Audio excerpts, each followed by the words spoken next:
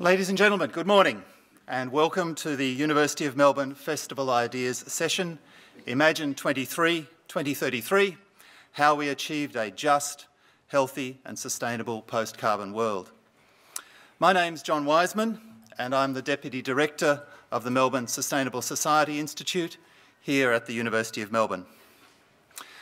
I'd like to commence this morning's proceedings by acknowledging the Wurundjeri people of the Kulin Nations as the traditional custodians of the land on which we are gathered and pay respect to their elders, past and present. Throughout the Festival of Ideas, we will be using the Twitter hashtag #UOMFOI, and we do invite you to join in the discussion via Twitter. We'd like critical insights and direct brief questions, and during the panel discussion at the end of this session, I will throw to Matthew Wiseman, President of the Melbourne University Debating Society, to read out a few comments from the Twitter feed for consideration by the panel. I'd also like to begin this morning by introducing the Director of the 2013 University of Melbourne Festival of Ideas, Professor Fiona Stanley. Among her many achievements, Fiona was the founding director of the Telethon Child Health Research Institute and of the Australian Research Alliance for Children and Youth. She was Australian of the Year in 2003. Fiona, can I ask you to provide a few brief words of introduction? Thank you very much.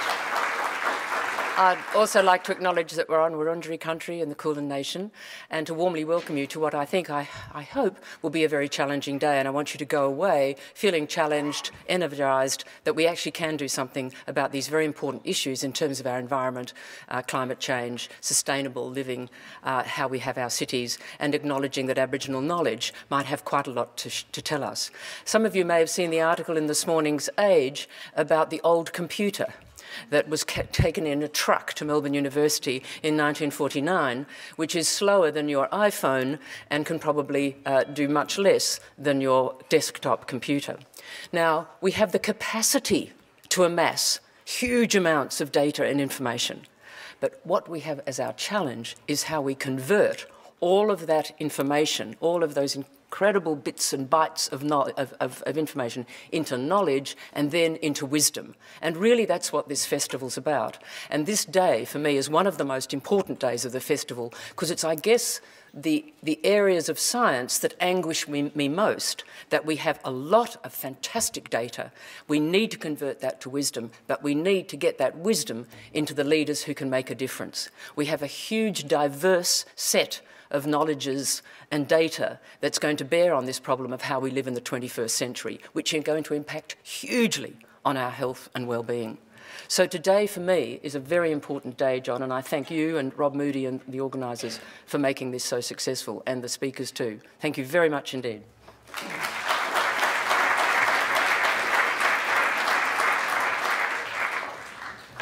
Thank you, Fiona. So, this is the first session in what promises to be a wonderful day and a wonderful week of discussions. Today is particularly about the relationship between environment, health and the art and science of well-being. Before we get to our panellists today, and to get us off to a flying start, we've invited the founding director of Minds at Work, Jason Clark, to help us open our minds to the full range of creative ideas we're going to encounter today and over the rest of the festival. Since the late 1970s, Jason has done a whole range of extraordinary things. He has staged operas for Covent Garden and La Scala. He's been the creative director for Australia's largest multimedia company and designed and created a wide range of major museum exhibitions, science education centres, nature parks and even an aquarium. Jason appears regularly on ABC Radio's Brainwaves program. Jason, over to you.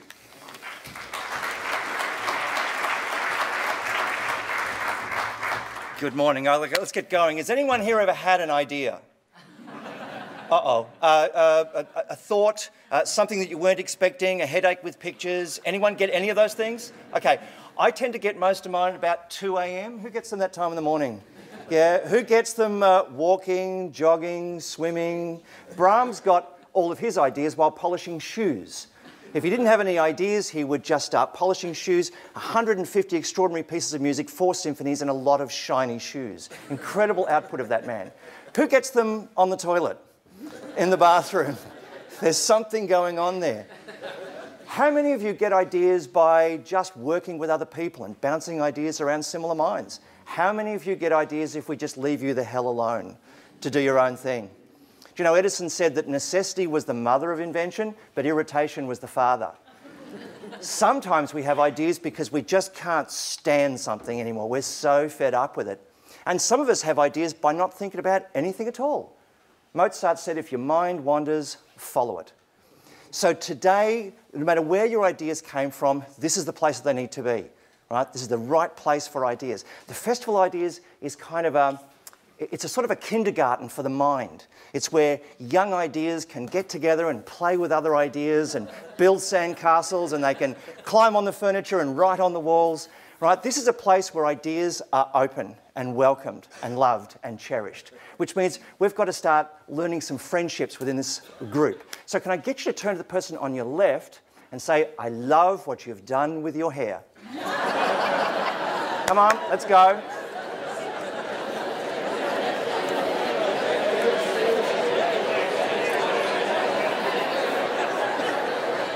That's better. That's better. And actually, can I now get you to turn to the person on your right? Turn to the person on your right and say, I've never seen you look this good. There we go.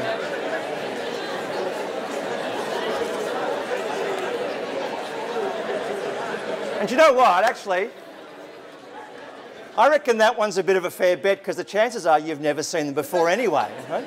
Okay, so the Festival of Ideas, this is actually a much bigger deal than you might think, because it may shock you to learn that there are places out there where ideas are not welcome. I know, can you imagine?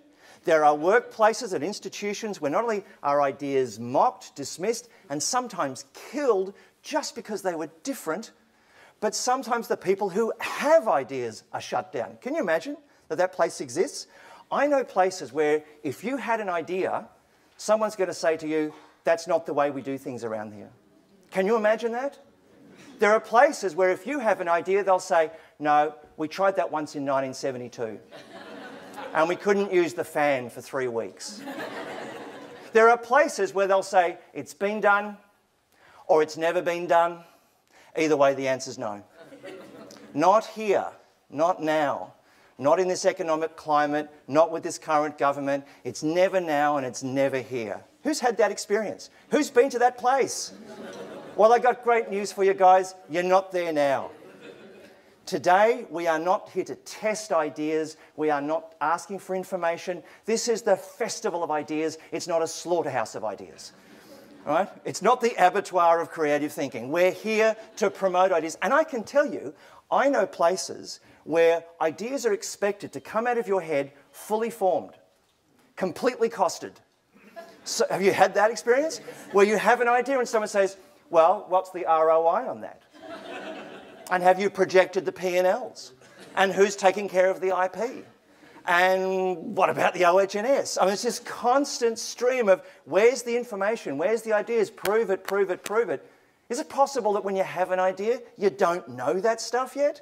Is it possible? I mean, people think that ideas come with a complete and utter plan. In my experience, when someone has an idea, they don't know how. They're barely just beginning to see the idea themselves. In fact, do me a favour. During the next 5 days, if you see someone do this, something is happening. There are original thoughts. If it looks like they're having something physically inserted into them, it's that like, oh my God, here it comes. Listen, make space. Something magical is about to happen. Does this make some sense to you guys? When Martin Luther King got up and said, I have a dream, he didn't say, I have a spreadsheet. I have a proposal. And as Rob Moody said it beautifully, Rob Moody over here, he said, this is a festival of ideas. It's not a festival of business plans. So if someone has a thought today, we don't need the detail. We need to just explore the thought. Does that make some sense to you guys? And I know environments, believe this is shocking.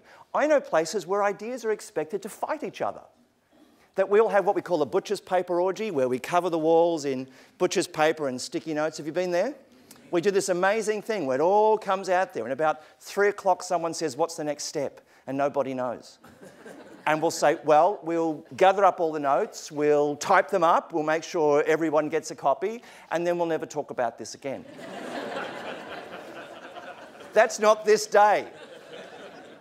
This is not the day when we say, who's the best idea? Who's the prettiest idea? Which one will we go? We pit ideas against each other like it's like pro-American wrestling. We expect they're just going to bash it out. And in the end, whichever one left standing is the one we're going to go with. Who's had that experience? Because I can tell you the big ideas are the first to go. Right? The bigger they are, the harder they fall, and the sooner they're gone. The brave ideas are gone. The visionary ideas are gone. And through this sort of WrestleMania elimination of ideas, do you know which ones are left? The ones which are obvious, cheap, narrow-minded, and politically cynical.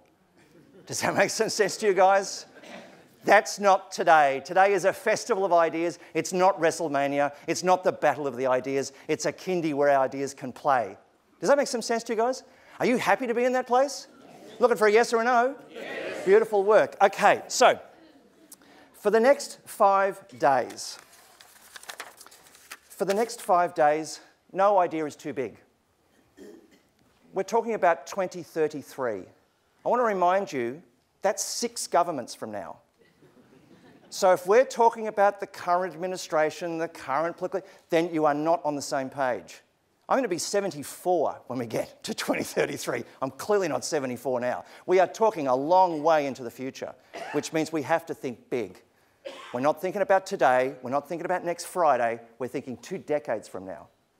And not the 2033 that we're going to get if we just sit here and do nothing. Not that 2033. You know the one that I mean? The one where we just go, gee, it's not going to be pretty. We're in for an ugly future. If we just follow the same ideas that got us this far, they will not get us to 2033, or at least a 23 that you'd like. Does that ring any bells to you guys? It's not that 2033. It's the 2033 that we could have if we dared to imagine something better. If we thought, what kind of future would we build and how would it work? But that means starting with new ideas, new approaches, and new assumptions. And we start that today. Does that make some sense to you guys? That's what we're doing today. Do you know, this whole idea of thinking big, George Bernard Shaw said, all great truths begin as heresies. The weirder the idea is, the closer it is to where we're going to be. For the next 5 days, no idea is too crazy. I mean, Fiona touched on this before. Think of the technology you've got in your pocket. I have a time machine at the back. If I grab that device of yours, how far back in time would I have to go to blow people's minds? 5, 10 tops. If I went back 100 years, I'd be burnt as a witch. It's a very short period of time between crazy and mundane. Does that make some sense to you guys? For the next 5 days, no idea is too vague. Even if you have an impression of a thought, of a suggestion, of a notion, it's welcome here. When I was 1, the President of the United States said the strangest thing that anyone in power has ever said. He said, I think we should go to the moon. I reckon that should happen in about a decade. That's all I got, really.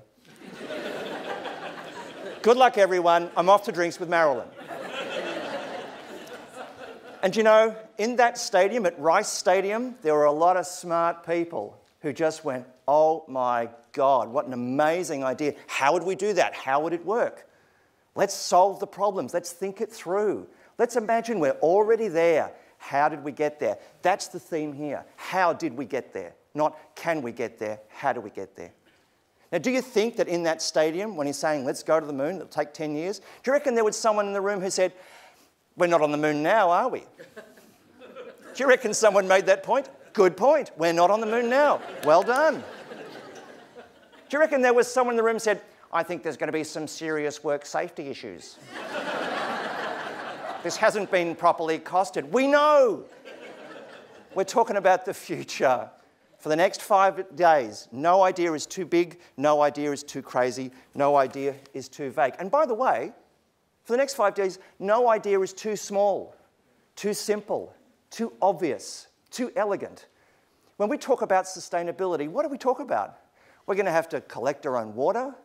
We're going to have to grow our own food. We're going to have to generate our own power, process our own wastes. We're going to have to build communities. We're going to have to, oh, I don't know, share. These are cutting-edge ideas. That's the way my Nana led her entire life. So the cutting edge of the sustainability conversation is what I would refer to as Nana technology. Oh, thanks. Just because we did it between the wars doesn't mean it doesn't make sense now. Let's not forget there are some beautiful old ideas that we've lost that might be worth taking out, dusting off, and having another crack at. Does that make some sense to you guys? That's where we need to be. Okay, a great idea doesn't have to be extraordinary. It doesn't even have to be original. It just has to meet the challenge of the time that it's in. I want you to, for the next 5 days, think of ideas as babies. Ideas are newborns, yeah? With the right kind of love and support, even ugly ones can be extraordinary. I want you to think about ideas as like a child taking its first steps. That's the way I tend to visualize. Have you ever seen a kid walk for the first time? They're crap. I mean, they get up, they fall over, they get up, they fall over. If I was a parent that just went, I don't think walking's for you, sweetie. Family services would have me in the truck like that. But what if we walk with them? You know, imagine a small child on a bike. Let's run alongside the ideas. Let's give them a chance. Let's not ask for details. Let's not try to test them to death. Let's not make them fight. Let's support them and love them and embrace them and see what they could become. Can we do that in the next 5 days? Yes. Okay, cool. So, for the next 5 days, forget about the quality of ideas. Go for quantity. Edison was asked, how many crazy ideas do you need to find the right one? And he said, all of them. It's a quantity game. The world's most prolific inventor is a guy called Dr. Yoshiro Nakamatsu, 3,377 patents. This is the man who invented underwater writing, pogo boots, the musical golf putter, the spray-on aphrodisiac, the stay-awake pillow, and my favourite, the attack wig, which is the world's first hairpiece designed for self-defence. But amongst all of Dr. Yoshiro's craziness, the guy also invented the CD, the CD-ROM, the floppy disk, and the fax machine. Do you see how you get great ideas? By having a lot of ideas. Not by having one perfect thought, but seeing where your mind goes. Can we do this? Has anybody here either done or seen theatre sports? Yes. Do you know they have 4 rules? I want to share them with you because I think these are not bad guidelines to work. The first rule of theatre sports is to be open and available. Just be open, be ready. An idea may come your way, see what you could do with it. Be open and available. The second law of theatre sports is accept the premise.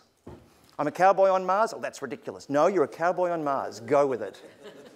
So the second rule is to accept the premise. The third rule is to take it somewhere. Don't just roll it around in your mouth. Take it somewhere. Extend it, enhance it, deepen it, broaden it, wild it, give it a haircut, whatever you need to do. Move the idea along. And the fourth and most critical rule is to let it go. Because you know what? It's not your idea. Ideas don't belong to you. We're just the host. Our job is to mature them and develop them and then share them with others. Can we do that for the next 5 days? Yes or no? Beautiful. Okay.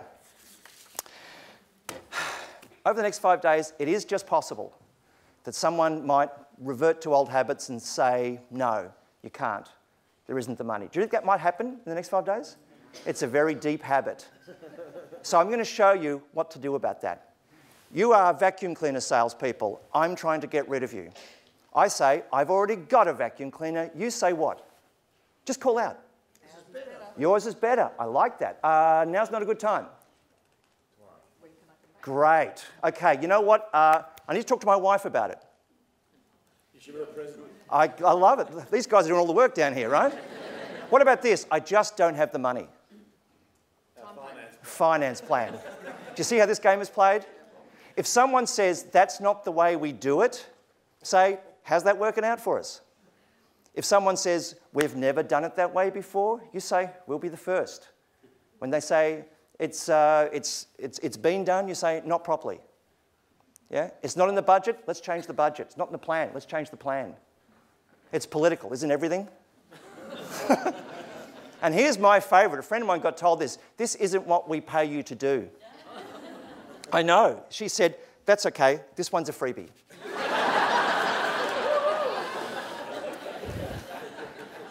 Or the other one I love is, that won't work. Not with that attitude. But the best thing you can do for someone who's blocking ideas the next 5 days is take them aside and to remind them. The Festival of Ideas is it's a rare and precious opportunity to think beyond what is and what has been to what might be. This is a place where ideas are explored and savoured. It's a place where ideas are nurtured and loved. It's a place where ideas are shared and celebrated. It's the place where ideas are.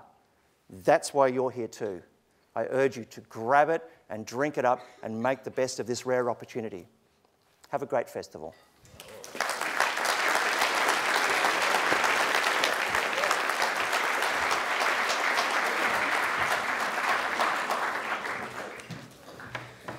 Thank you, Jason. That was a great way to kick things off.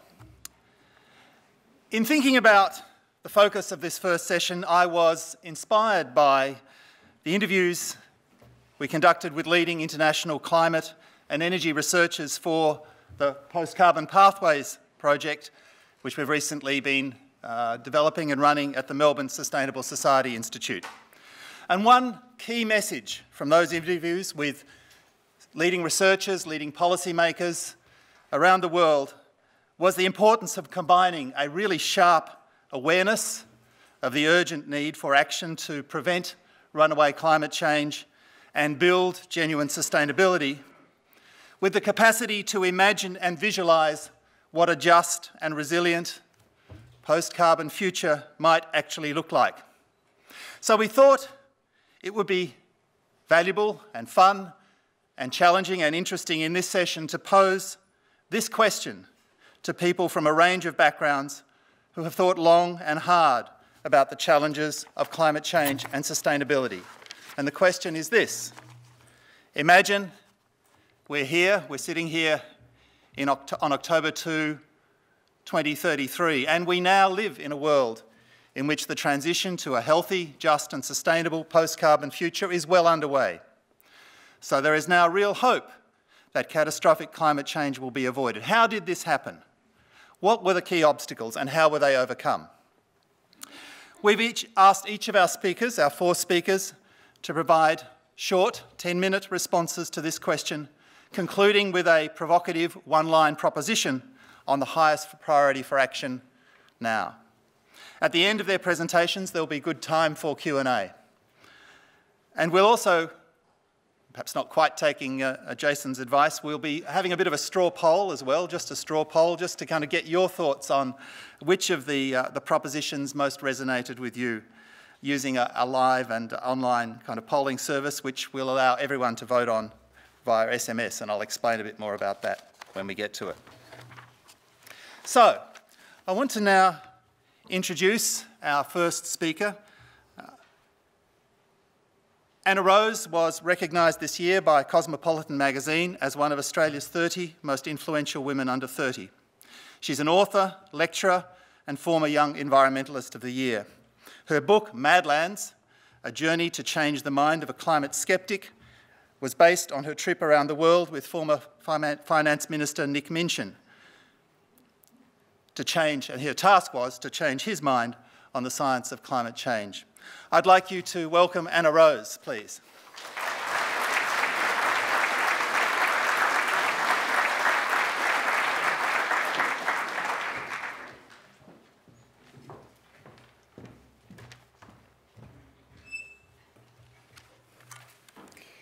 My proposition is that in 2033 we will have removed the social and economic licence of the fossil fuel industry. Now in 2033, if I make it that far, I'll be 50. And as I'm sure you'll agree, that's a very long time away. Which means anything could happen. Anything could happen between now and then. And something extraordinary happened this morning when I was walking to this venue. I found a letter behind the Raymond Priestley building on my way here, and I opened it, and it was a letter from 2033, from the children and grandchildren of all of you. And I opened it, and I thought I would read part of it to you today. But before I do, I just want you to close your eyes for a minute. And I want you to think, as your eyes are closed, of someone that you know. It might be a child or a grandchild or a baby that's in your life who will be alive in 2033. And this letter comes from them. So imagine them, what they're like now, and what they might be in 2033. Okay.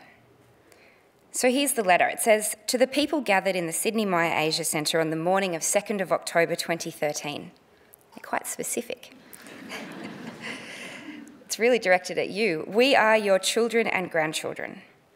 Some of you haven't met us yet, and some of you only know us now as babies right now. Hopefully we stay that cute. But we've grown up now, and we're writing to you from the year 2033.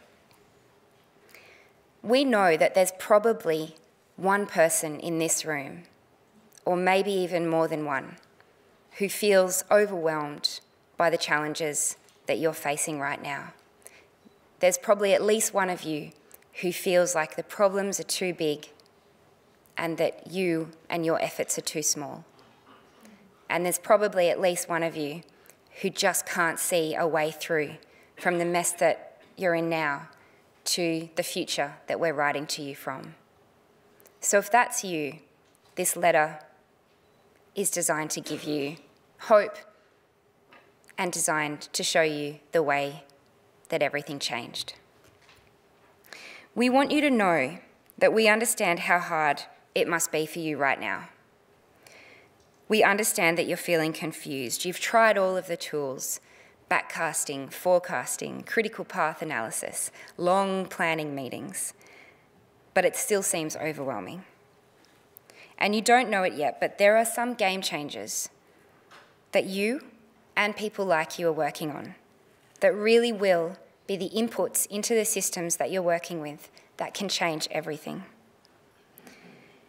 It started in 2013, back when Australia elected a Prime Minister called Tony Abbott, and things got a lot worse.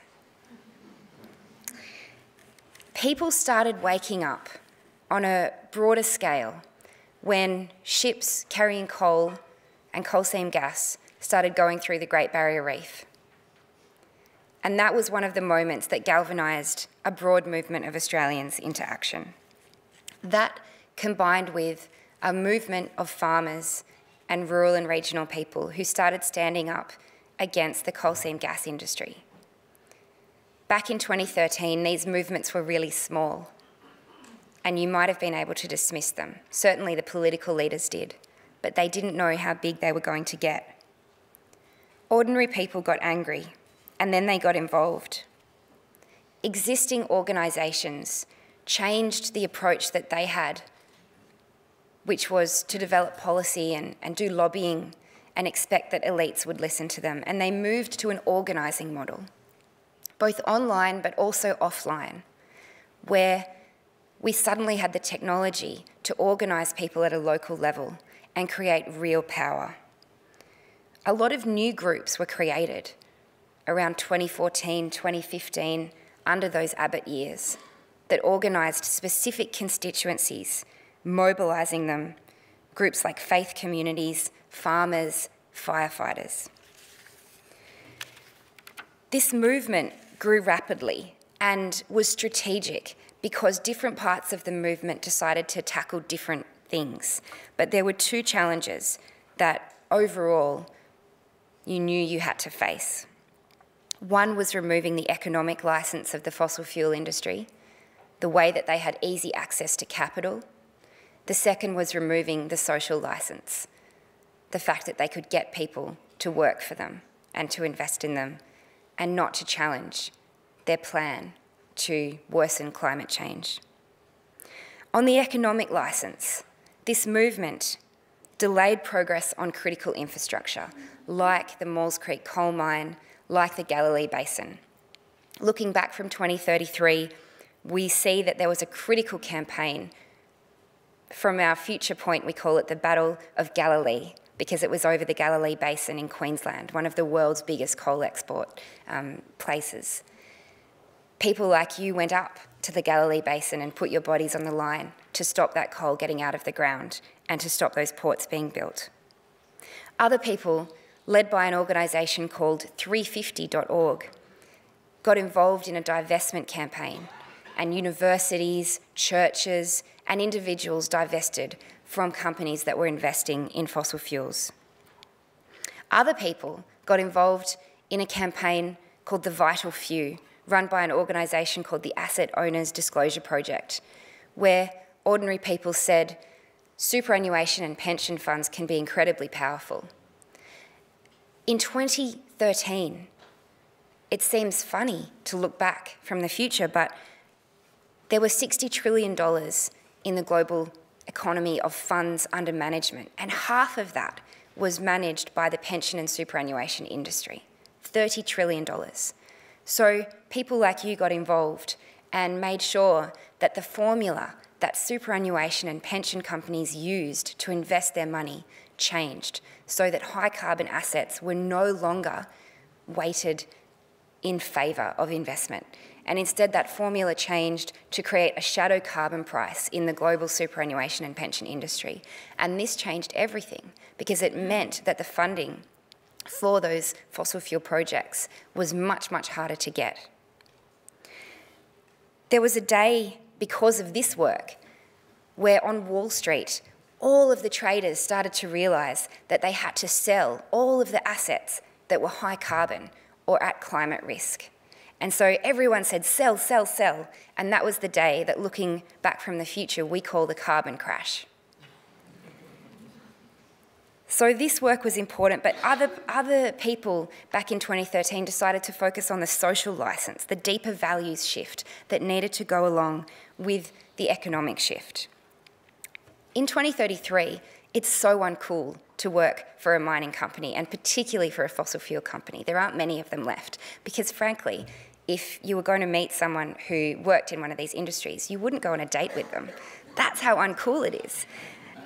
And that's been done through the hard work, particularly of young people. The other value shift that's happened in 2033 is that Indigenous Australians and Indigenous people all over the world got really organised. In 2013, there was a young woman called Amelia Telford who set up a group of Indigenous Australians, young Indigenous Australians, and that has grown to be an incredibly powerful force in Australian politics. And when the carbon crash happened, we realised that we needed to look to Indigenous knowledge and ways of doing things, and land management and water management. And that has shifted the values of all Australians. At the same time, renewable energy boomed. The number of Australians with solar on their roofs grew exponentially, and the anti-wind movement soon fizzled out after their claims were proven to be completely false. This movement wasn't just in Australia.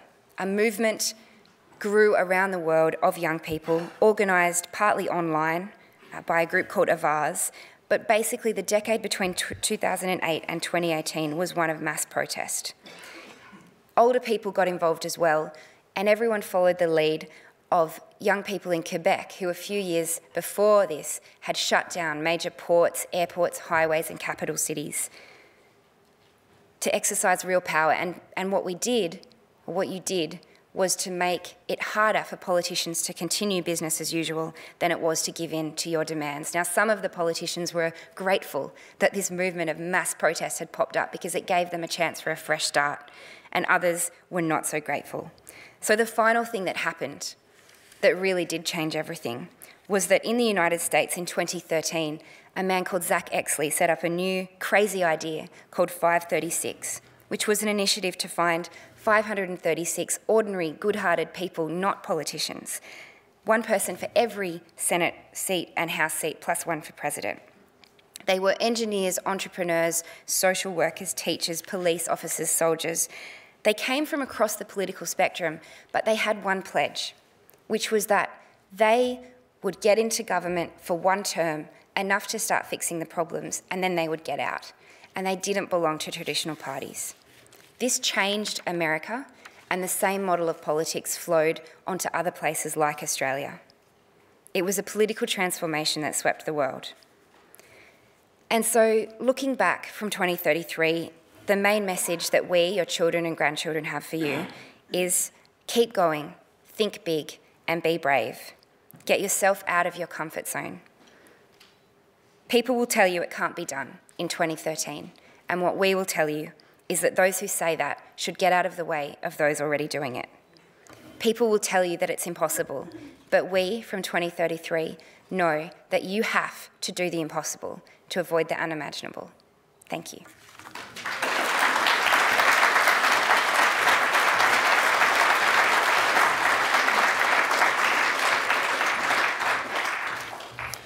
Thank you, Anna. Our next speaker is the Executive Director of the Centre for Policy Development, Miriam Lyons. As a former director of the Brisbane and Sydney Festival of Ideas and a regular guest on ABC TV's Q&A and The Drum, she has a great history of bringing exciting policy ideas to new audiences. She's also the co-editor of the recently published CPD book, Pushing Our Luck, Ideas for Australia's Progress. Please join me in welcoming Miriam Lyons.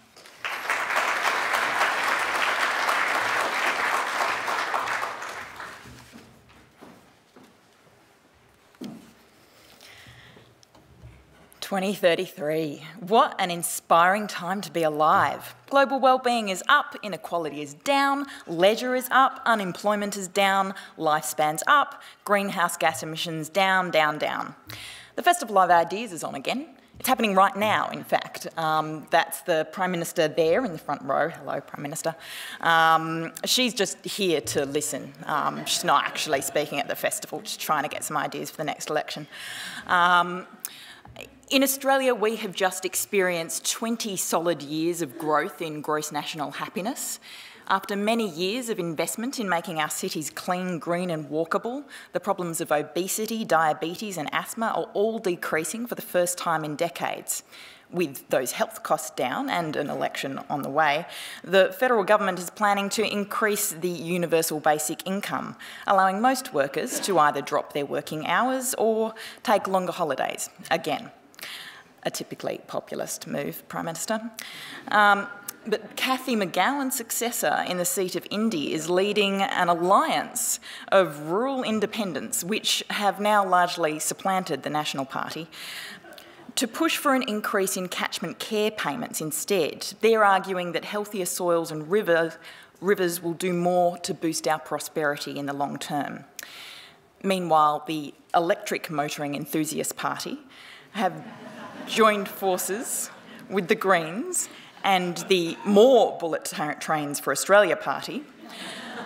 And this new voting bloc has just introduced a very popular private members' bill to double the transport infrastructure levy on liquid fuel, to fund an upgrade to the smart grid, and finally extend the Melbourne to Sydney fast train to Brisbane.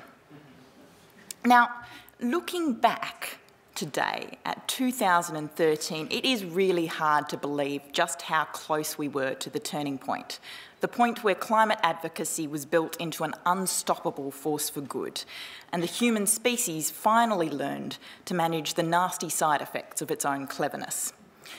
Back then, the world was hurtling towards the brick wall of disastrous global warming, and instead of changing direction, we were still arguing about whether or not to take our feet off the accelerator. Political reality and reality seemed to be growing ever further apart. John Wiseman's seminal study of transition plans from around the world, the Post-Carbon Pathways study, revealed something that we had intuitively understood to be true. Some great work had been done by governments and independent researchers to show that change was necessary and possible, but the transition plans that were designed with an eye on winning public support fell far short of the action which the science showed us was needed, while the transition plans based on what the science said was necessary were far from winning public and political support. So what changed? On the other hand, back in 2013, there were already some signs of the big transformation that was to come. Renewable energy was already the fastest growing sector. The International Energy Agency had estimated that every dollar invested in renewable energy would save $3 in fuel expenditure by 2050, and in 2033, it's already looking like they seriously underestimated the savings. 2013 was also the year when major reports by Deutsche Bank and Goldman Sachs showed that demand growth for thermal coal had already begun to soften and was likely to decline dramatically in the face of environmental regulation, competition from other sources of energy, and improving energy efficiency. A few years earlier, the International Energy Agency had warned that a reasonable chance of staying under 2 degrees of warming required that no more coal-fired power stations be built after 2017. And the World Bank, the European Investment Bank, and HSBC had all responded in 2013 by clamping down on finance for coal projects. China had just decided to cap its coal consumption, partly because of concerns about climate change, but also because of the health costs of air pollution. And there was an emerging trend towards consuming services instead of stuff.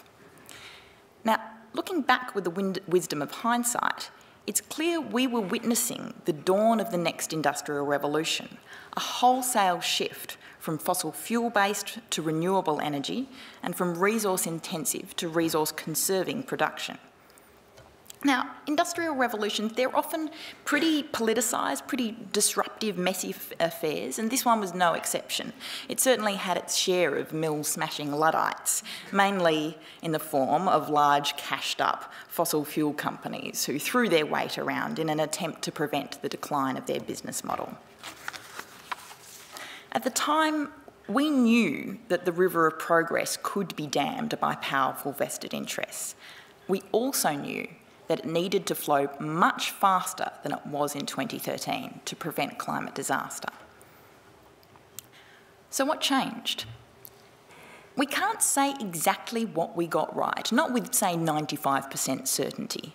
In fact, the first report of the Intergovernmental Panel on Social Change in 2033 was a very cautious and conservative report in its findings. It warned that the social sciences were not nearly as well developed as the physical sciences, and we just couldn't expect a global research team of thousands of economists, psychologists and social researchers to give us an explanation that was definitive and publicly accepted, not like the annual reports of the Intergovernmental Panel on Climate Change, which were, of course, now every year front page news, including across all of the News Corp publications, which, after the death of Rupert Murdoch, had decided that it needed to take a dramatically different view and start reflecting its company policy and its editorial policy. Now, while failure is an orphan, success has many parents, and there are dozens of players now lining up to claim they played the crucial role in changing the world for the better. One theory put forward by some social movement historians has a lot of support. They point to the fact that after a bunch of effective fail-share gatherings, many large environmental NGOs saw that they urgently needed to change how they worked in order to grow their power to push for change. They began investing a lot more in building community-based alliances and support, and just a little less in lobbying. They pledged to never confuse access with influence. The ecosystem of climate action grew stronger roots and undergrowth, and the canopy thinned out just a little. They learned to stick more consistently to the first rule of negotiation: always demand more than you think you'll get. I learned this bargaining in Indonesia. It's a pretty basic rule of any kind of negotiation. You don't start from what you think the other guys will eventually offer you at the end. So they learned to stick to that rule. They did send sober rationalists in suits to knock on doors. Increasingly, they found these people were playing the role of insurance salesmen, pitching fossil fuel divestment as a sensible risk management strategy for superannuation funds and other institutional investors. And they also helped to mobilise funding and back office support for a flourishing and diverse range of campaigns for divestment from fossil fuels, investment in community renewables, better public transport and urban planning in the outer suburbs, and local alliances between farmers and environmentalists on coal seam gas that gave fruit to many longer-term community-based alliances for sustainable farming. They also learned an old communications lesson from advertisers. when it comes to changing minds and changing behaviour, messages based on either fear or hope can work in the right circumstances, but messages based on hope and fear are the most compelling. Now, John Wiseman's chapter in that CPD book that he mentioned, Pushing Our Luck, draws on what psychologists know about what's required for people to be willing to help each other out in emergency situations. And what's required is that people see that change is necessary and urgent, the emergency is real and it's heading our way, that it's possible, there's a clear course of action which will significantly reduce the danger, and that it's desirable, that the benefits of action clearly outweigh the risks and the dangers of inaction. Now, 2013 marked a turning point in the battle between those in the movement who thought it was most important to demonstrate that the threat was real, those who thought it was most important to explain what action to take, and those who thought that it was most important to inspire people about the joys of life in a safe climate world. The outcome was a tie, with compromise on all sides. Those in the habit of talking up a positive vision for the future learned that people needed to understand the extent of the problem to be willing to take the necessary action. We kind of lost our fear that people would switch off if we mentioned the C word. Those inclined to focus on small incremental changes learned that more ambitious goals gave people hope that the scale of action could match the scale of the problem. We got out of the habit of saying, "The end is nigh," but it's okay, you can switch your light bulbs or something. And those inclined to begin every speech with the words, "I have a nightmare," learned to talk first about their dreams. Have you ever noticed how in movies about apocalypses, our focus instantly shifts down to this tiny handful of people, you know, the vast swathes, usually of America, have just been wiped out, millions have died, and all we care about is whether this one family makes it to the safe zone on the other side of the world. You know, what we learned was to show people heaven before warning them about hell. We carved visions of the future that were beautiful and lifelike enough to fall in love with.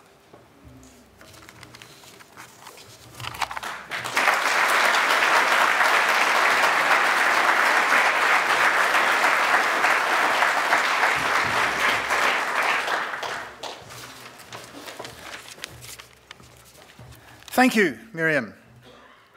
Our third speaker this morning is Professor Chris Ryan. Chris is Director of the Victorian Eco-Innovation Lab, VALE, in the Faculty of Architecture, Building and Planning at the University of Melbourne. Chris has worked for over 30 years in Australia, the UK and Sweden, across diverse areas of science, technology, environmental policy and design, in projects spanning the community sector, academia, government and business. He's a member of the editorial board of the Journal of Industrial Ecology and of the board of Banksia Foundation Australia. Could you please join me in welcoming Professor Chris Ryan?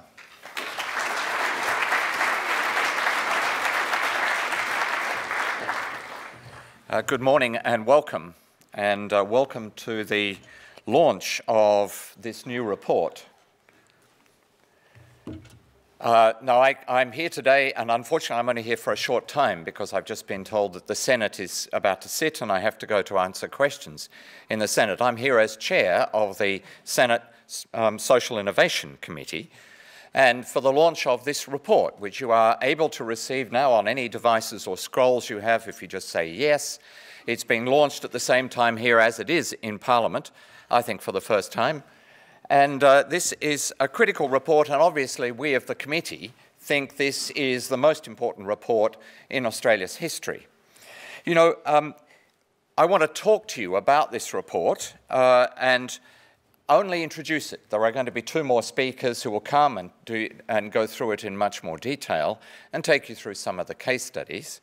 I just want to introduce the overall findings of this report, which are about the dynamics of change.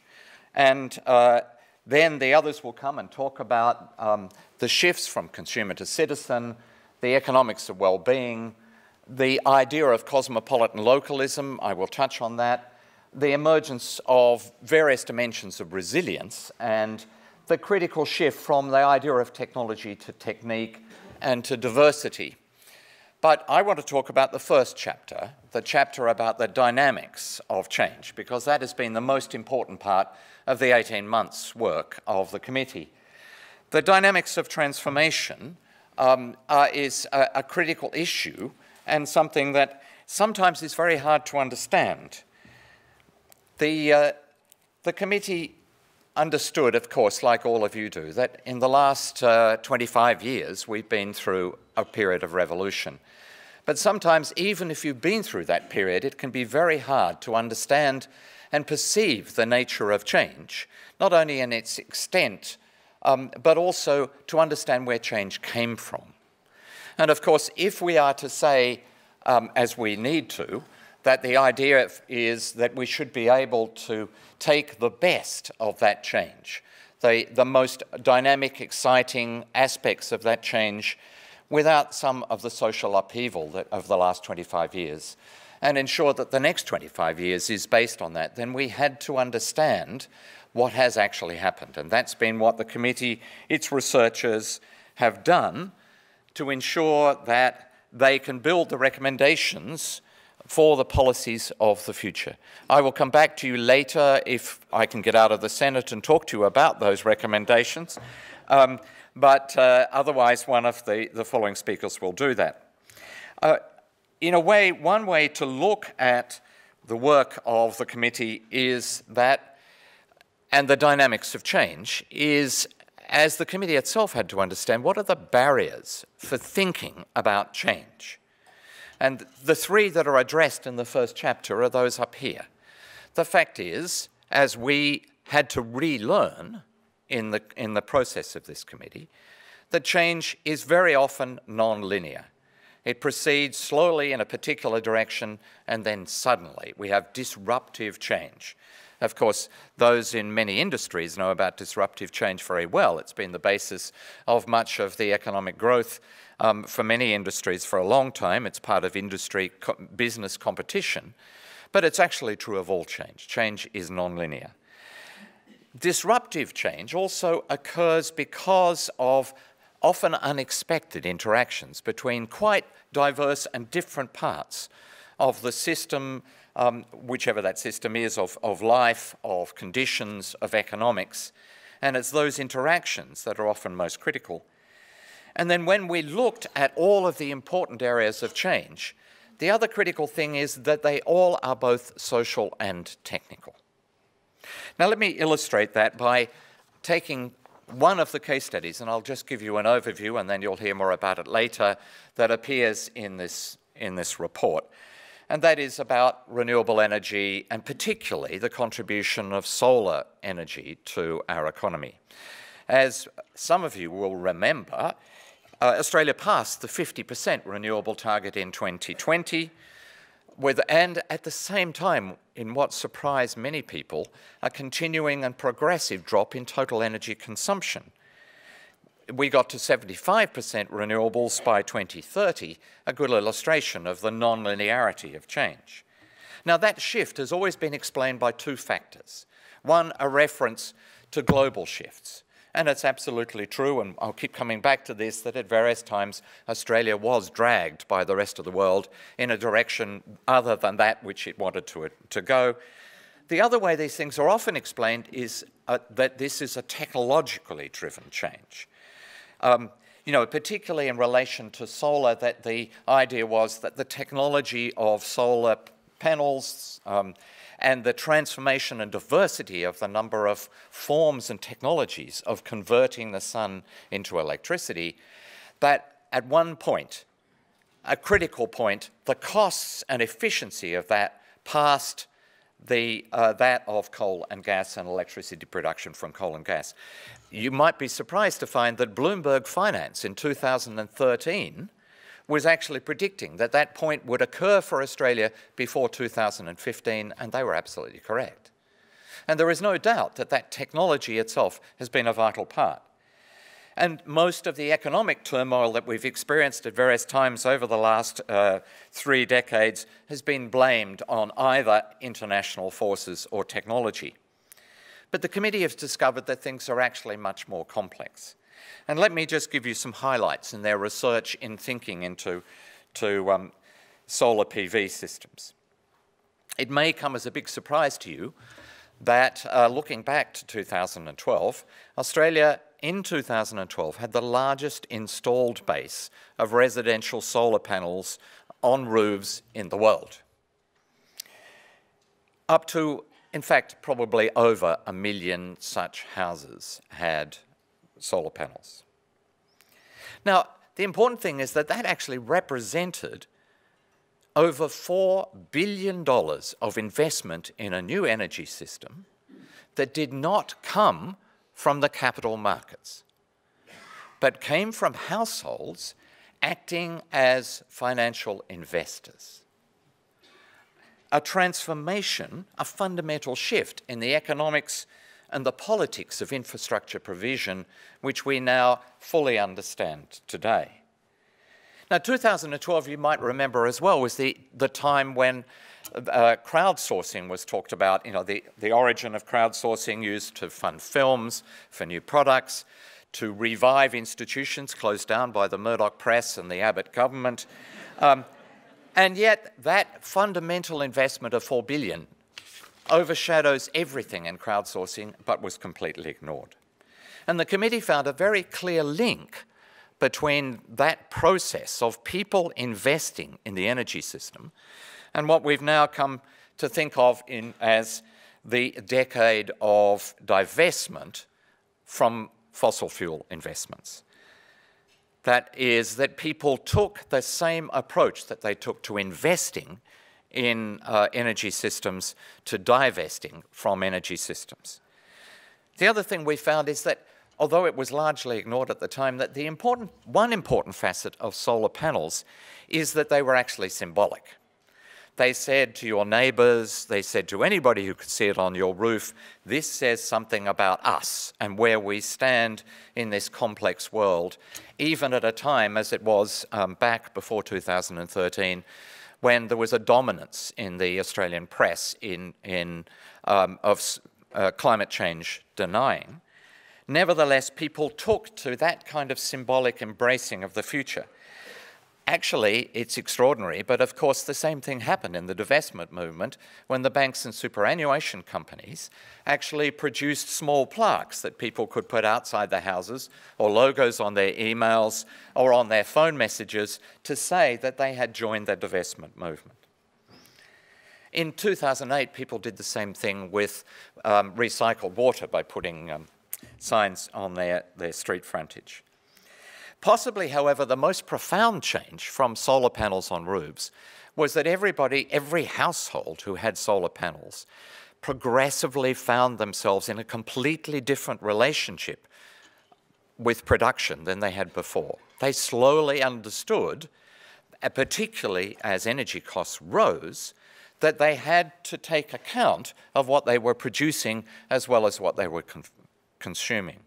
And for the first time, those households started to understand their role as something other than passive consumers, as citizens who now had contact with and understood the nature of production, which by and large had been denied by the system before.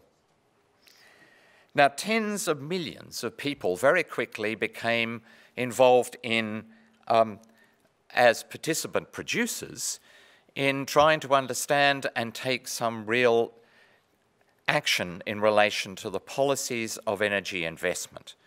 And as the Abbott government understood over the 3 years of its power, its 3-year term, they had completely misunderstood the nature of the involvement in people in actually shaping the future in a very different way than the Abbott government set out to do. Now, of course, that wouldn't be important on its own, and the report shows you that similar shifts were taking place in many other areas, and particularly one is food, where prior to 2008, the food system for most cities was hidden. It came from somewhere outside. You had no idea where it came from. In fact, it was described at the turn of the century as being a system where it was the use of land to convert petroleum into food. It was totally hidden. Now, of course, in our cities, food production, our cities actually are a bit like a distributed farm, and nobody can go through a day without having in some way contact with food.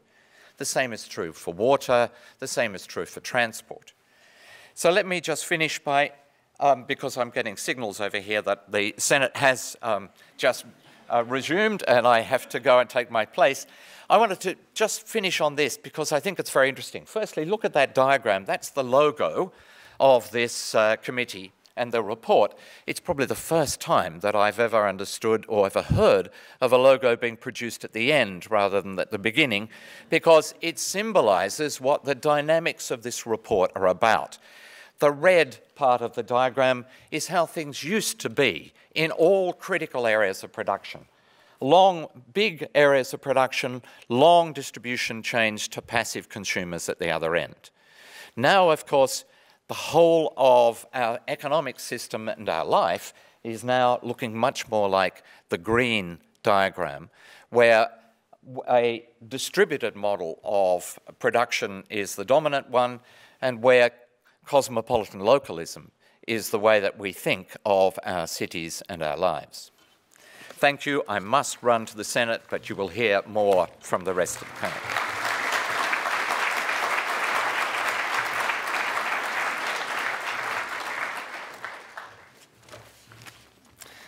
Thank you, Chris.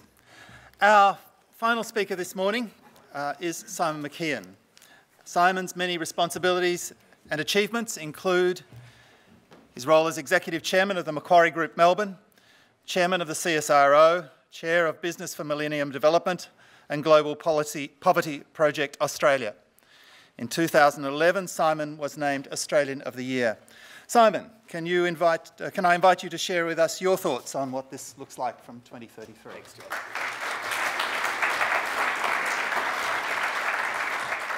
Thanks very much, John, and congratulations on what you've done this morning, Fiona. Amazing 5-day program ahead. Great to acknowledge Glyn Davis, Vice-Chancellor.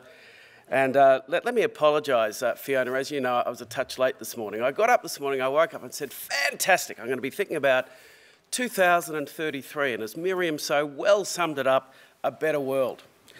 I got a call then, about 8:45, from a certain newly appointed Cabinet Minister who took up half an hour of my time. So I apologise for being late, but what you don't realise is that the organisers behind the scene then put me last. I was supposed to be first, and you know what, I think that's worked out well, because I have really struggled.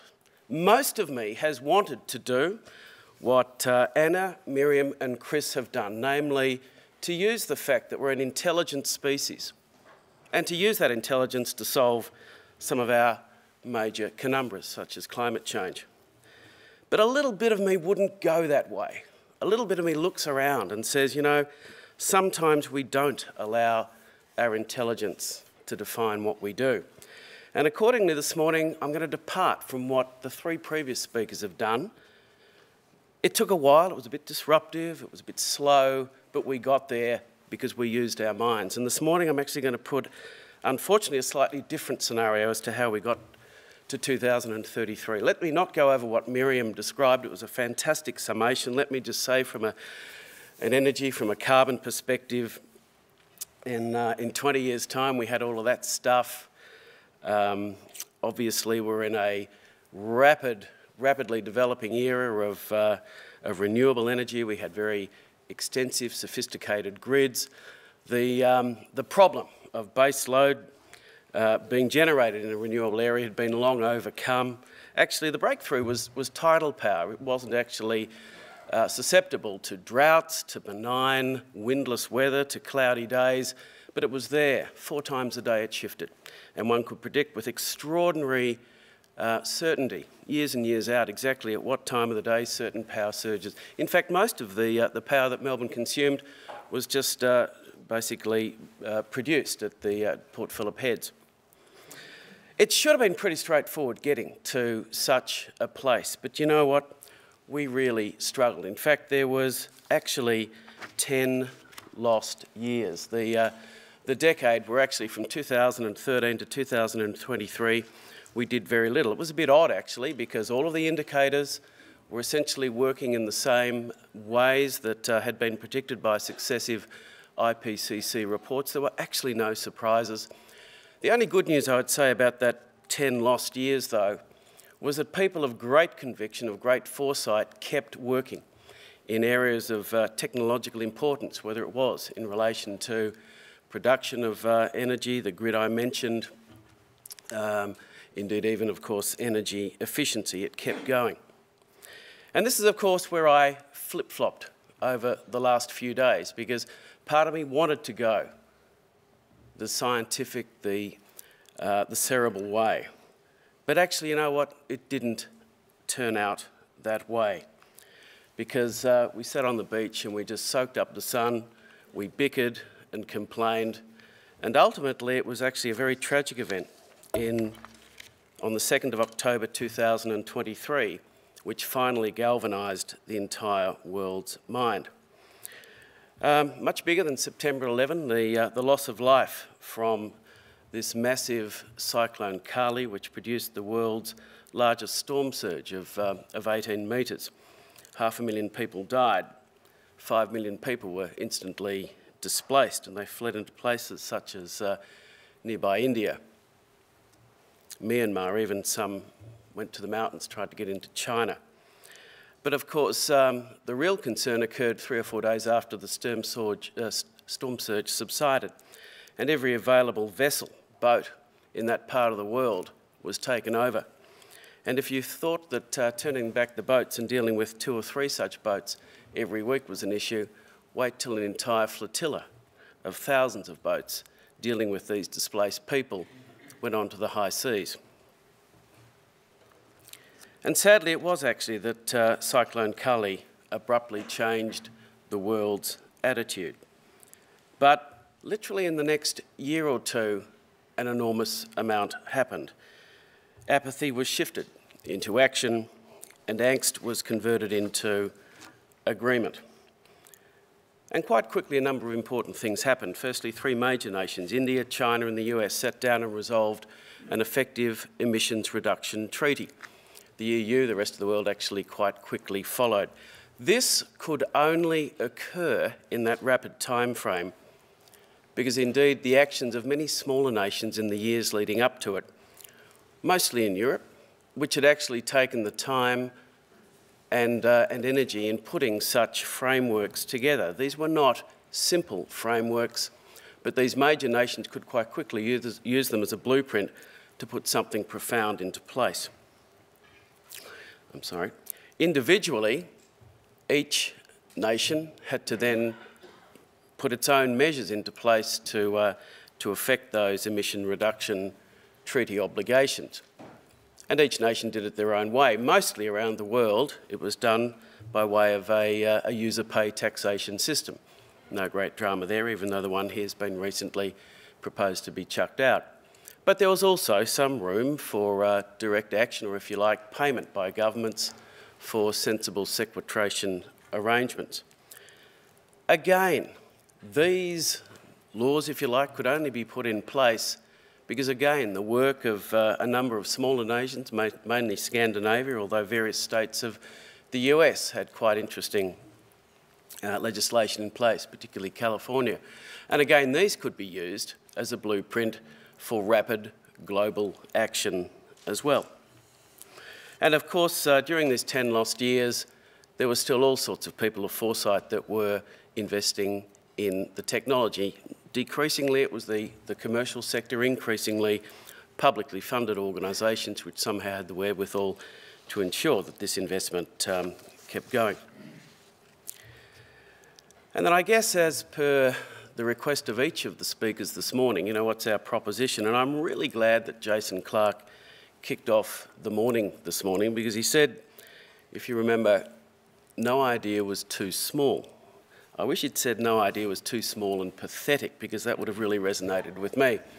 But I've actually really struggled with this over the last few days, and part of my struggle is that, you know, I'm a father of 4 now young men, but I can recall having a discussion with 1 or 2 of them several years ago, and you know, they spend a certain amount of their time doing things that young people do, But actually, they also have a certain amount of responsibility with them as well. And the thing that shocked me most, but was not different from many of the other discussions I've had with a younger generation, is actually they'd given up hope.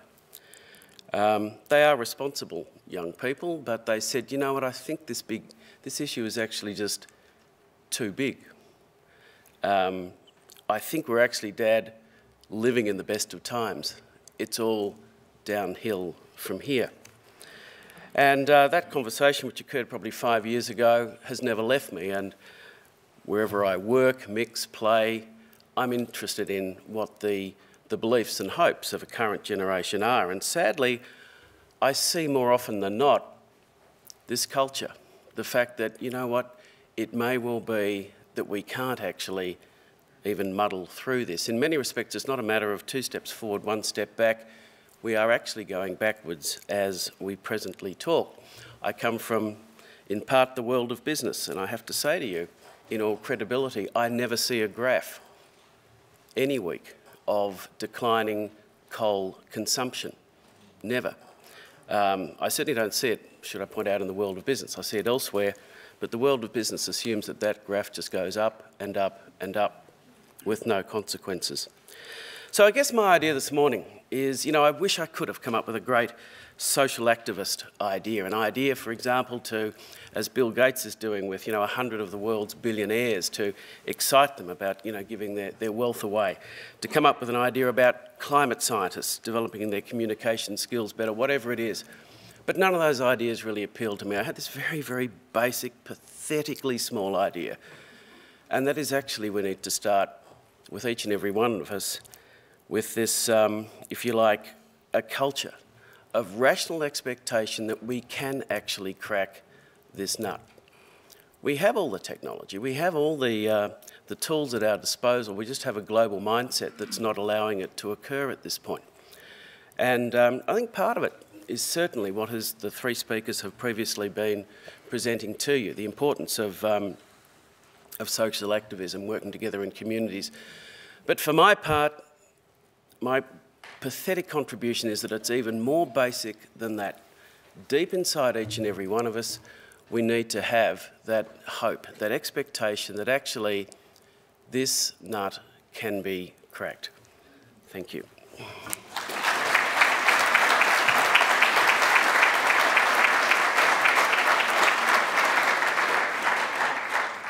Okay, I'm now going to invite our 4 speakers to join me up here, and in a minute I'll be inviting you to offer some questions.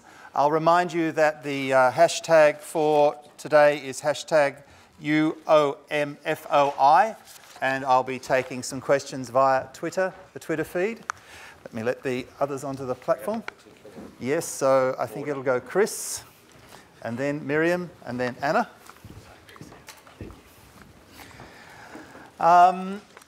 So let me ask you to begin to get your thoughts in order about questions. We've got about 20-25 minutes, so we've got time for a serious conversation. Okay, I've got an initial question up here. Yes, David. Can you perhaps, when you ask your question, just say who you are and where you're from, please? My name's David Caroli, and I'm not going to ask a climate science question.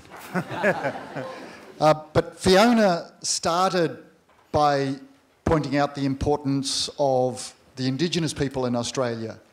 And they have, in their society, survived 5 degrees of warming from 20,000 years ago.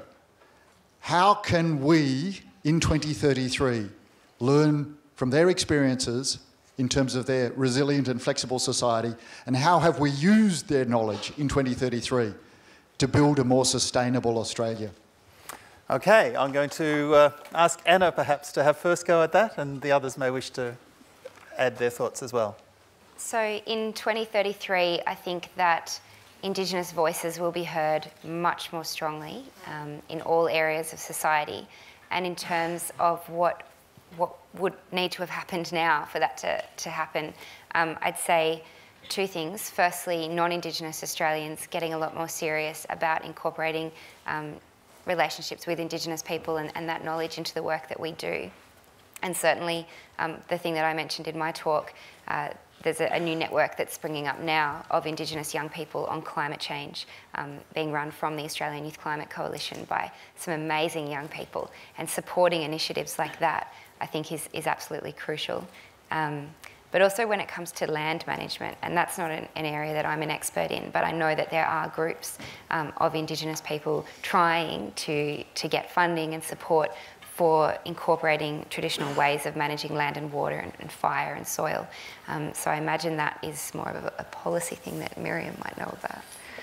This is not really a strong suit for me, but I do think, I've always been really impressed by the work of John Altman, who's an economist based at the Australian National University, who has done really interesting research, basically showing that, this is leaving aside Indigenous populations in the major cities, but comparing the well-being of Indigenous people living on country versus in kind of remote towns. And people living on country have vastly higher well-being, health is higher. And that always comes home to me when I see these debates about the future of remote Indigenous Australia, which seem to be based on the assumption that people living on country just isn't going to be viable long term, and we should herd people closer and closer together, have everybody just in Alice Springs. And, that's, I just think, fundamentally, not only insulting and kind of in breach of, fundamental principles of self-determination, but also just flat out contradicted by the evidence. And I think that there's enormous potential for recognising through essentially payments for ecosystem services in Australia. It's an idea we normally associate between with rich countries paying poor countries, but let's face it, when it comes to Indigenous Australia, we have a poor country within a rich country. I think that payments for ecosystem services for doing, a combination of, sustainable arid land grazing, because there are some really interesting things that can be done there to do more soil carbon capture, and also just, straight up, like fire management, a whole bunch of things where you're drawing directly on knowledge that has been passed down, combining it with, the latest CSIRO science, and I think that has really exciting potential. Chris or Simon? This, of course, was a critical and long discussion with the Senate committee's time. And for a lot of it, it seemed that there was, in fact, through much of the last 3 decades, the last 25 years, an incommensurate clash between the way that the Indigenous community related to Australia and the way that that we had built our relationships to the country over time. And the incommensurate aspect is that the way we had built, in contrast to the nature of Aboriginal culture, was to assume that all places, in a sense, were not fundamentally related to where they actually were, but were built in a completely generalised way, which by and large took no account of the actual nature of the resources, of the land form, of the history, of the climate of particular places. And yet the interesting thing is that now in 2033, as we look at the revolution that's taken place, we actually find that by and large now people live in a way which is much, much more rooted in those aspects of where they live. And although I wouldn't say that's come because there's been an emulation of and a revival of the Aboriginal culture, it actually has brought people much, I think, those two incommensurate approaches to the world much closer together. Diversity, relationship to place, understanding the nature and history of place and in all of its dimensions is now a fundamental aspect of our lives. John, it's always intimidating getting a question from David. He knows more than the 4 of us put together. But David, we haven't had a chance this morning to really talk about adaptation, and for every day as a species we don't do anything profound enough about this issue. Obviously the industry of adaptation in the decades to come will need to be bigger and bigger. And we can take a leaf out of many, many books. One of the best experiences I've had in the last 12 months, putting my CSIRO hat, was actually to go out to the a remote part of the Northern Territory, as Miriam has just been talking about, and actually listening to elders, Indigenous people, work with some of our best scientists. And even though their practices have been going for tens of thousands of years, this is the amazing bit, them having an open mind as to how their burning practices, for example, might change. I was not ready for their openness. I thought, you know, they would be very, very fixed in their ideas. But the fact that they were willing to listen to our best and brightest, and the good thing was that, of course, our best and brightest were willing to listen to them. I've got a question from Fiona. Thank you very much. Great session, everybody. Thank you. I just wanted to comment on the Aboriginal issue, and Bill Gamage's book is well worth reading, The Greatest State on Earth, where he documents meticulously the way that Aboriginal people before contact managed the land, not just by fire but by other means. And a lot of the early paintings that he looked at and researched showed the pastoral nature of much of what is now bush and impenetrable. So there is a lot of knowledge there. I want to sort of, I guess, question Simon a bit, but all of you, that and we're trying to be optimistic today, and I don't want to be one of the Jason Clark denies, but how do we overcome by 2033 this huge financial push that the thing that's driving us as a society is our success in GDP? Now, Chris, you said it was gross national happiness. That's great. How do we get there? How do we overcome the fact that GDP per capita seems to be driving our decision making across the whole of our society? How do we change that mindset? I have a great project that I'm involved with OECD. We're trying to look at alternatives to GDP per capita, and I'm excited about that. And it's gathering momentum. So maybe we need that kind of leadership, but we've got to get other people on board, haven't we? I have a great start on that. Miriam, you can go first, and then Simon. Go for it. So this was one I didn't get to read out earlier. So in a 2005 survey, Australians were asked which of two positive scenarios of the future they expected and preferred. One focused on individual wealth, economic growth and efficiency, and the other on community, family, equality and environmental sustainability. Almost 75% expected the former, 93% preferred the latter. So yeah, we have a very narrow idea of what progress means that dominates public debate, it dominates budget night speeches, but Australia is actually one of the world leaders in much broader approaches to measuring progress. You know, the Australian Measures of Wellbeing Project was a pioneer in that, and we've been heavily involved, I think, in turning around attitudes on that kind of thing through the OECD, for example. So in a lot of ways, I think it's about kind of scaling up what's already there and continually hammering it home to particularly politicians and the kind of, I guess you'd call it the kind of inner circle of rationalist Canberra. You know, and I don't mean that derogatively. You know, rational, rationality is one way that we need to see the world, but seeing the world through, you know, what we fundamentally value and how we want to live our lives is another perspective that we need to somehow inject more into the heart of the kind of inner circle of decision making, I think. But it's where most Australians already are. If the global financial crisis didn't get us there, what would? Fiona added, if the global financial crisis didn't get us there, what will? Simon. Fiona, I'm glass half full on this. I think, as has been said, there is some fantastic work, still in its fledgling stages of focusing on happiness and well-being. It'll spread. Can I just give you one illustration why I'm glass half full? If Bill Gates was in this room now, I mentioned just before how, you know, 1/5 of the US's billionaires, 500 of them, but 100 have committed to his giving pledge. And if he was asked the question here, how did that occur? He'd give this answer. He would say, well, actually, I just sat down with them.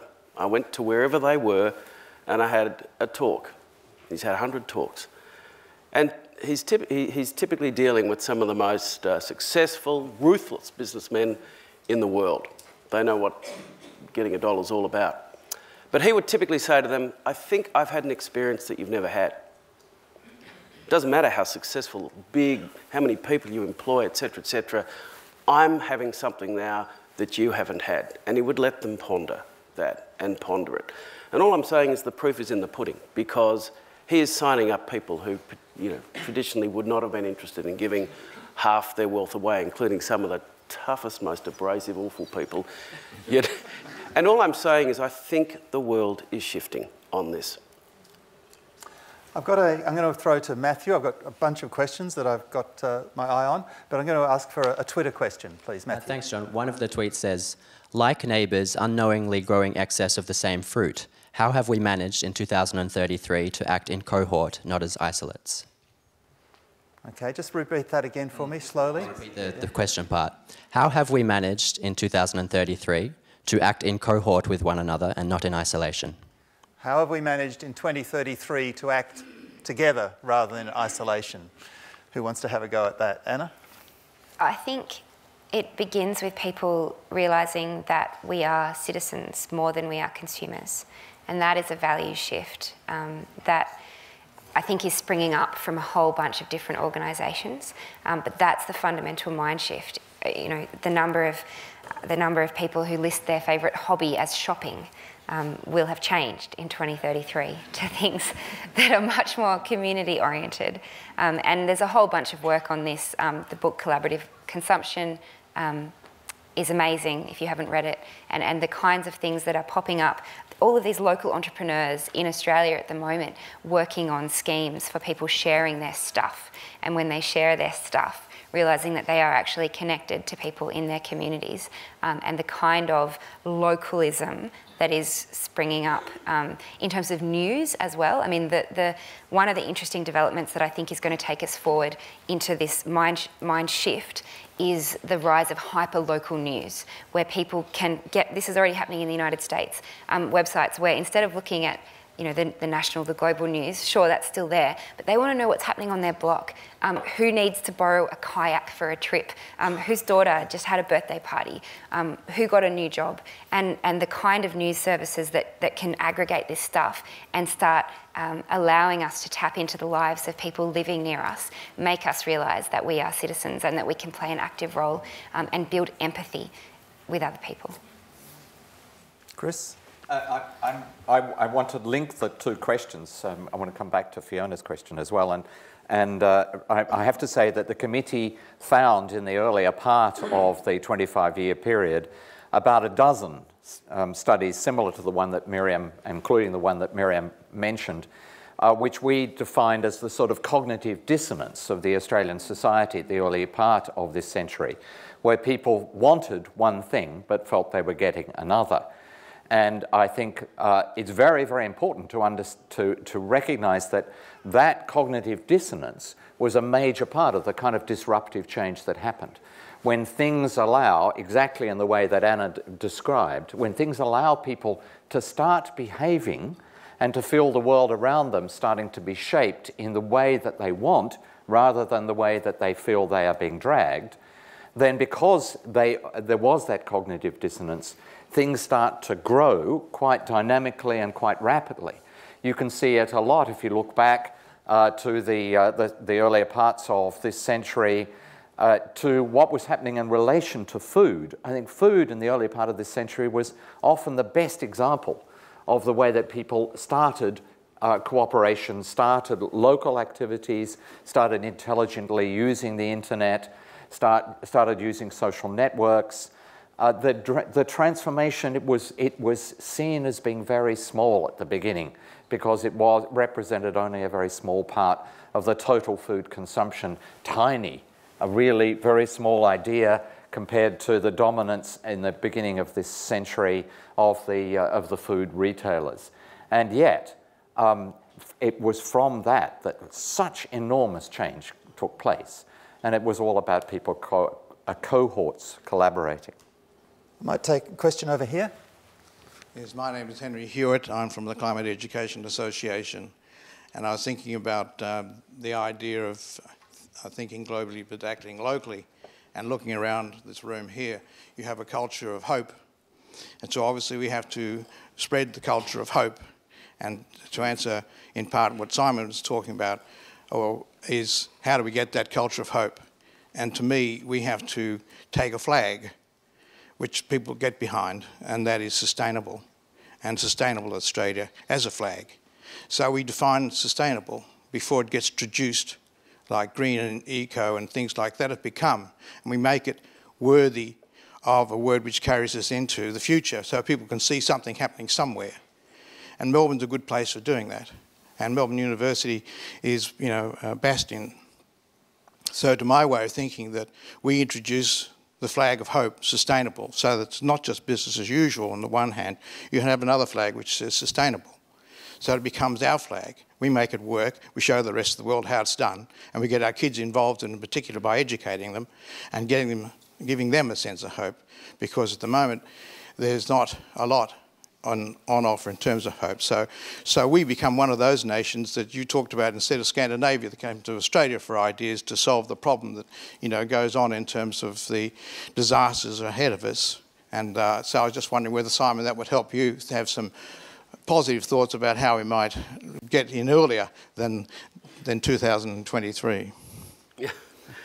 No, my idea was the most pathetic of the four. But look, no, thanks. I really liked your idea. No. Yeah, I liked it too. I liked it. I particularly liked that suggestion that we need to create a sort of, you know, sense of expectation that this transition will happen. You know, you're like, get on with it, guys.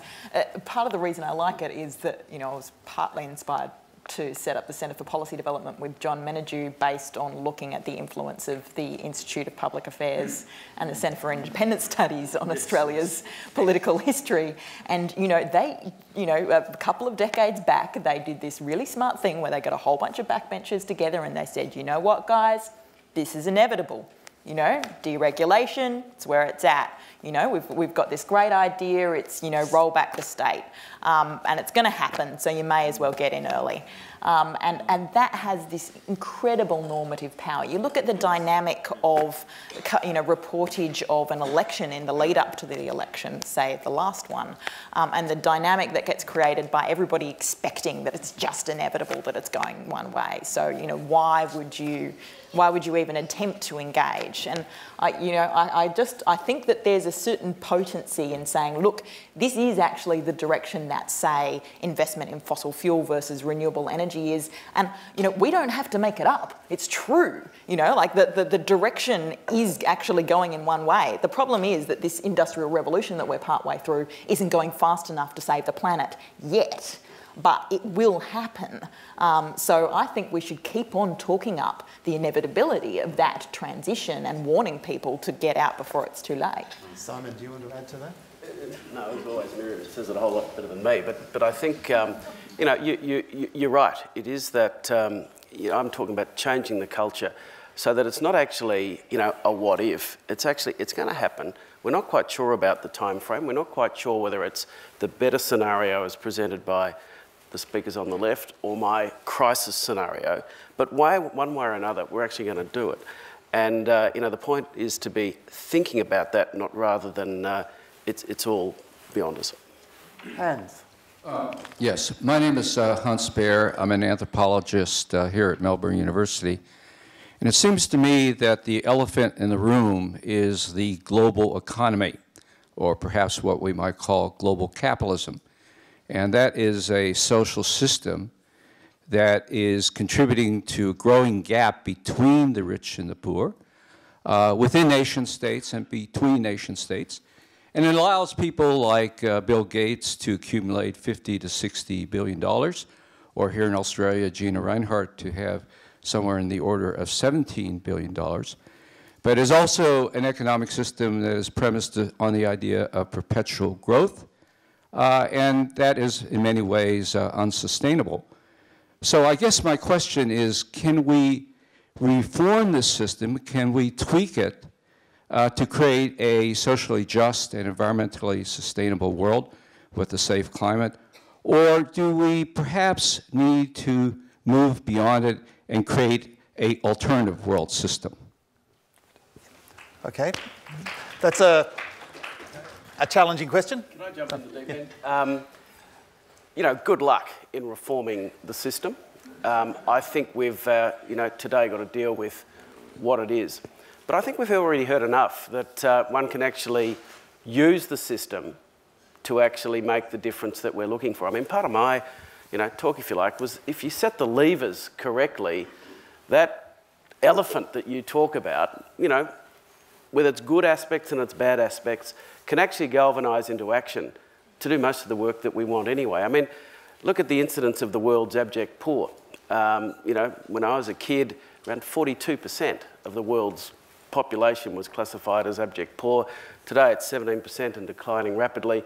That's not mainly the result of bilateral aid agreements. It's not actually mainly the work of aid agencies such as World Vision and Oxfam. It's mainly the work of this system that you're talking about. I agree with you.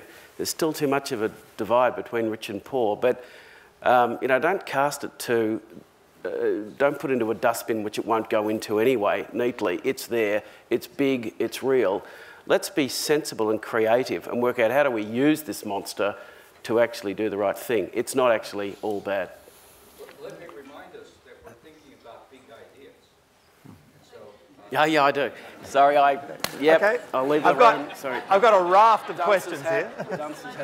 Yep. Yes, and then I'm going to take 2 or 3. I'll foreshadow for the people with the roving mics, because I'm just trying to bear in mind how many people have had their hands up. So I've got one down here, one up the back, and Marcus has had his hand up for a long time as well. I'll take those as a block, and then we'll see how many more we can get to as well. But I think you wanted to jump in, Miriam. Can we reform our current system? Can we come up with a better system? Yes, to both.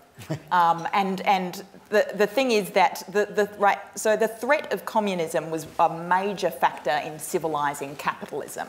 What we have today is not just laissez-faire capitalism, it's a mixed economy, and that happened because, you know, capitalists were afraid that that system would be replaced with something completely different. So if people want to work on a, say, zero growth alternative to what our current economy looks like, more power to them, because it'll make people who are wedded to growth hella scared and more motivated to work on decoupling economic growth from environmental damage. One source of solace I take in this whole debate is that in the short to medium term, the things that we have to do are basically the same either way. Whether or not you think that decoupling growth from environmental damage is possible or not, we have to take basically the same measures in the short to medium term. Because that's just how much change is required if you were going to take, you know, decoupling. You know, like if you were going to say, okay, we just actually have to prevent runaway climate change right now, we have to do a bunch of the same stuff. And actually in the short to medium term, the way we currently measure GDP growth, it will probably create more of it. Okay, as I said, I'm going to take 3 questions together, 1, 2 and 3. Yep. Hi, it's Ginny Lee. I'm from the University of Melbourne. And my question is really, and thank you very much about all of the conversations. It's building a little bit on the conversation that you've just talked about, Miriam, and also Aboriginal interests. I've just come back from the Lake Eyre Basin Conference, where the equal numbers of Aboriginal people were there with miners, pastoralists, all the people in the centre of Australia, and you were talking about looking at traditional Aboriginal interests in understanding management. The big issue is water. The disconnection between the need for water for massive mining growth and the sense that Aboriginal people are seeing, and pastoralists are seeing, that their water supplies are disappearing. We know the whole story is happening right across Australia in terms of this disconnection between water and water access and growth. I'm just wondering if somebody'd like to comment on the other big elephant in the room. All right, thank you. Up the back. My name is Carol McDonough. I'm a 70-year-old postgraduate student. I come from the lower Murray-Darling Basins. I support the question, but also I live the cognitive dissonance of the V-line connector of rural Victoria and inner Melbourne. And I would like to pick up not only the conversation about how we listen to Aboriginal voice and live it, but also how we live what I hear, the 6 generations of farming stories, the understanding of survivability through drought, fire, flood, water trading, horrible global issues affecting the rural economy and food security, and how we get these voices into the conversation with urban Victoria, urban Melbourne, where those western suburbs out there, we might as well be living on different planets. Okay, thank you. There's 2, if we'll hold those. And can I have a microphone down No, right down here, please. Down the front. Yep. Sorry, I was just trying to be aware of who's been there right from the beginning. Marcus Wigan. I'm a 72-year-old ethics student at Melbourne. The issue I wanted to raise was ideas and implementation are tied together. Ideas are fine, implementation is essential. What is the single biggest barrier to implementation of many ideas? 80% of the valuation of stock markets around many countries of the world are now intangibles. So what we're talking about is dematerialization in all sorts of forms, and where most of our growth will come from, where much of our sustainability can come from. So what I see from 2033 is the revolution of 2015, when the Trans-Pacific Partnership was junked, the World Intellectual Property Organization tore up its agenda and turned the Statute of Anne back onto its feet. 10 years, controlled monopoly. Less limits on the movements of ideas. Micropayments, like Ted Nelson's wonderful Xanadu idea. The revenue will be there, the sharing will be there, the rates of change will increase, and all of us can be part of it. But without that IP revolution, we will be sitting, watching more gates grow. All right, I'm going to ask, there's three diverse questions there, one about water, one about listening to other players, including from rural and regional Australia, and one about implementation and about IP. Who wants to have a go at one or more of those? Or all together, if you can join them up. I guess I'll start on the water one. I think by 2033 we will have had riots over water in most countries in the world. And I think that probably ties in with what Simon was saying about a crisis. That was the bit I cut out in my talk because I was out of time. But I don't think that we will get to a sustainable future without there being a lot of conflict over resources, and water will be the first. So, you know, we're already starting to see, I come from a farming family, my mum's side are all farmers, and the conflict that you refer to in the bush, and particularly now over coal mining and coal seam gas, with even in the Hunter Valley where my mum grew up, you have huge simmering conflicts that are only just starting to come to the surface over whose rights that water belongs to. And I think that droughts in Australia will probably be one of the big factors in kind of sounding the death bell for coal-fired power in this country, because you'll get big price spikes when there's major droughts, and the cost of water for the coal-fired power users, a lot of it, will go up. The question about Voice for Regional Australia, I don't know, what electorate are you in? Because I'm thinking voice for whatever that electorate is, like the Voice for Indie has enormous potential. I feel like a lot of seats in Australia have been really underserved by the National Party being a shrinking partner within the coalition over years, so they can kind of keep on having their interests kind of represented in a fairly token way. And culturally, I think a lot of those electorates are probably not willing to go for the Greens at this point. So I feel like that Cathy McGowan model has a lot of promise. Chris, Simon, do you want to add anything? The Cathy McGowan model. What? She helped organise it. Chris or Simon? Great. Well, I mean, I'm intrigued with a thread that is almost too difficult to stretch, but between the question preceding the three questions about the global financial system, because it seems to me that then running through a number of the questions does come back very much to two of Simon's comments. Firstly, that he doesn't see anywhere in business today any graphs that talk about the use of, or the expansion of the continued growth of fossil fuels as in reaching any limit. And of course, one would have said the same thing for most high-tech IT companies just before the bubble burst in the IT area, where they too thought in the same way. So things do, and the housing bubble, and all of those kind of bubble things, we don't, and it makes me think that we do represent the dynamics of the future and to come to your simple idea about transition and how we have to change that, we do represent things like the global financial system as if it was strong, clear, monolithic, dominant, and successful, whereas, of course, the global financial system is wrought with crises. And what's more, those crises, perhaps more important than the crises are themselves throwing up right now a lot of alternative models about how the future might evolve. One of the things that the committee found so significant was that if you look back to around 2013 and to those parts of the world, not Australia, where the previous economic crisis had really hit hard, that what you see is a big shift in the nature of both politics and economics towards systems which grow from cities.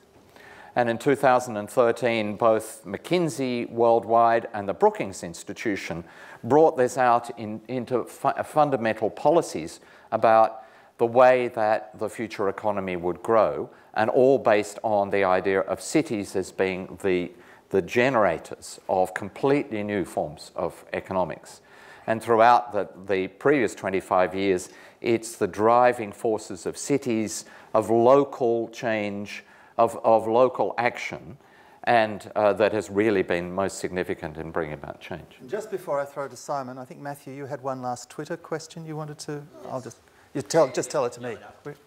It's picking up on the line of Miriam about wanting to consume services rather than stuff. How do you educate people to be content with and to want to consume services rather than materialist stuff? Okay, so I'll feed that back to you, and Simon may want to touch on it as well. I think that links with the terrific observation and question on IP.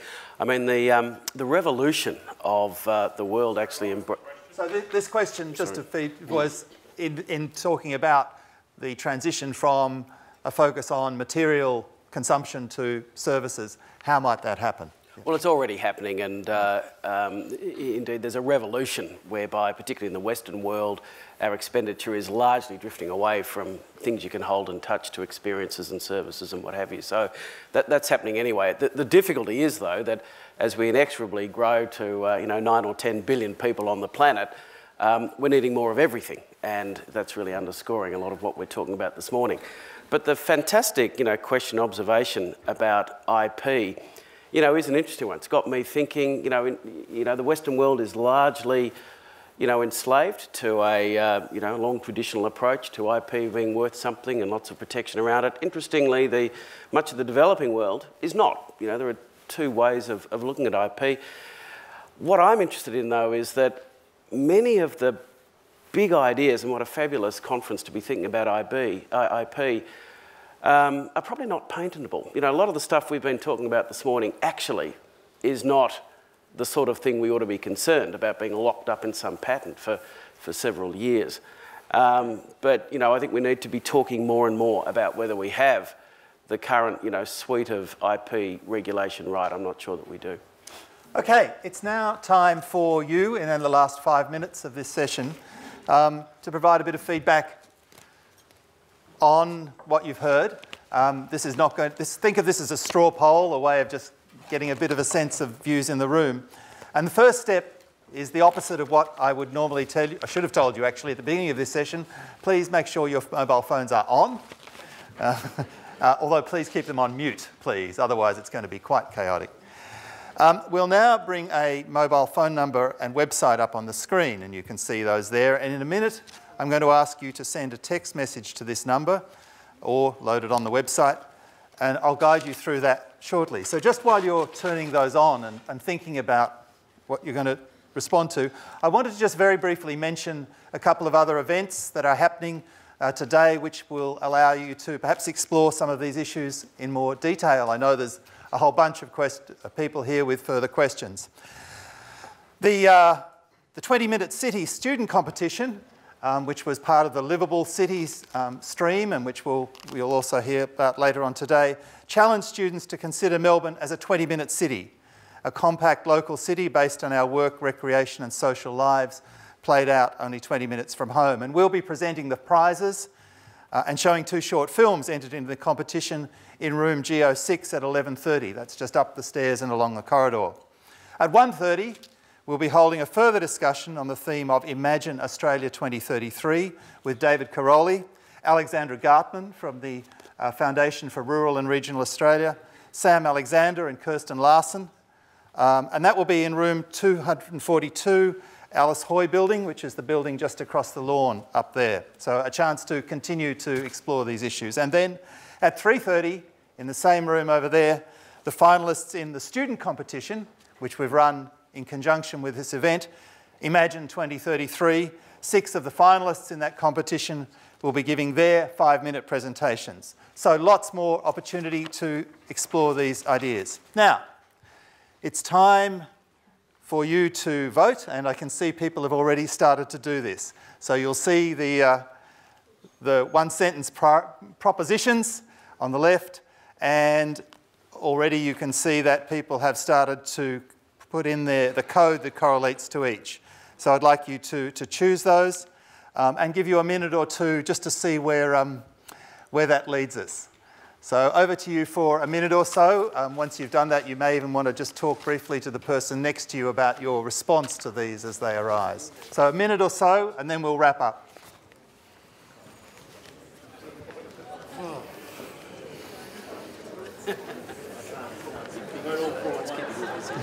You just vote for one. Well, you can vote for lots. We have a huge new project that we industry, government and researchers Is that all okay, mate? Yeah.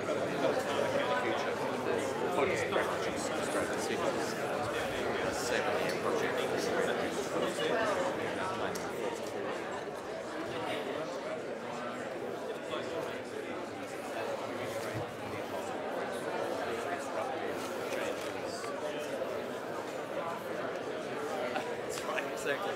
This project started prior to that, but it's from a CIC, which is Melbourne. Okay.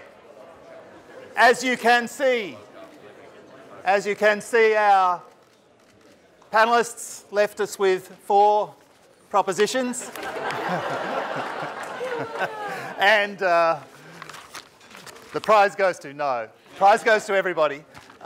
It's really just a way of capturing your thoughts and encouraging you to react to the many ideas you've heard today. I'd encourage you to bear in mind Jason's earlier comments about keeping your minds open today and as we go through the week. My last pleasure today is to ask you to thank our 4 fantastic panellists. Thank you.